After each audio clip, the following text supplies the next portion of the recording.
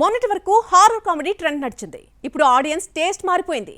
Periodic dramas లేదా mythology with fictional socio fantasy చిత్రాలదే ఇప్పుడు హవా.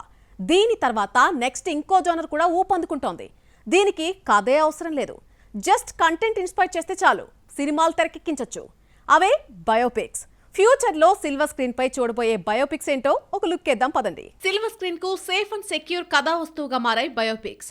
గతంలో అరాకొరగా వచ్చే ఈ రియల్ లైఫ్ స్టోరీస్ ఫ్యూచర్ లో ఇండస్ట్రీని శాసించే స్థాయికి రాబోతున్నట్టే కనిపిస్తున్నాయి. సౌత్ నార్త్ అని తేడా లేకుండా జీవిత కథలను తెరకెక్కించేస్తున్నాయి. గతేడాది బ్లాక్ బస్టర్ హిట్ కొట్టిన చావా బయోపిక్ బాలీవుడ్ లో ఈ క్రేజ్ ఎక్కువగా ఉంది.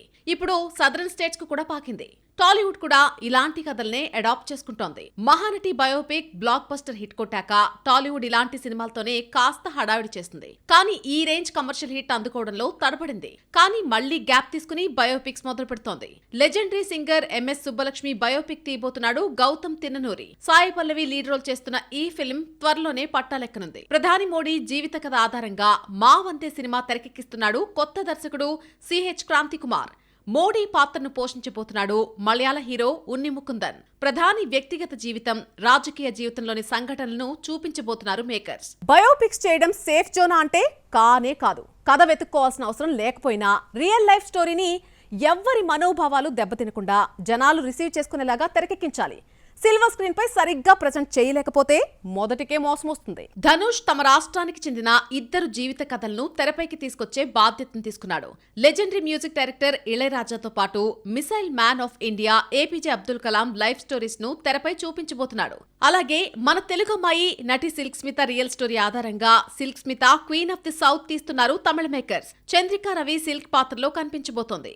ఆమె స్టోరీతోనే బాలీవుడ్ డర్టీ పిక్చర్ తీసి కోట్లు కుమ్మరించుకుంది. చావా తర్వాత ఛత్రపతి శివాజీపై బాలీవుడ్ కు మమకారం పెరిగింది. మరాఠా యోధుడు జీవిత కథ ఆధారంగా 2 సినిమాలను తెరకెక్కిస్తోంది బీటౌన్. రితేష్ దేశ్ముఖ్ రాజా శివాజీ అనే సినిమాను ప్రకటిస్తే రిషబ్ శెట్టి హీరోగా the pride of Bharat Chhatrapati Shivaji Maharaj అనే మూవీని అనౌన్స్ చేశారు. ఈ మూవీ వచ్చే ఏడాది జనవరిలో రిలీజ్ కాబోతోంది. శ్రద్ధా కపూర్ నెక్స్ట్ నటిస్తున్న ఫిల్మ్ ఈతా కూడా ఓ బయోగ్రాఫికల్ మూవీనే. ప్రముఖ తమాషా కళాకారిణి వితాబాయ్ లైఫ్ స్టోరీ ఆధారంగా ఈ మూవీని తెరకెక్కిస్తున్నాడు చావా దర్శకుడు Laxman Utekar. Legendary film maker V Shantaram biopic తీస్తోంది బాలీవుడ్. సిద్ధాంత్ చతుర్వేది, తమన్నా కీ రోల్స్ చేస్తున్నారు. ఒకప్పటి అందాల తార మధుబాల జీవిత కథను తెరకెక్కించబోతున్నారట. ఇందులో కియారా అద్వానీ లీడ్ రోల్ చేయబోతోంది. సంజయ్ లీలా భన్సాలి ప్రొడక్షన్ లో నిర్మాణం జరుపుకున్న ఈ సినిమాకి జస్మిత్ కేరేన్ దర్శకత్వం వహిస్తోంది. బయోపిక్ తీయడం కత్తి మీద సాము లాంటిది. వారి ఐడెంటిటీని, వారి ఫేమ్ నేమ్ దెబ్బతినకుండా జాగ్రత్తగా ఈ సినిమా తీయాలి.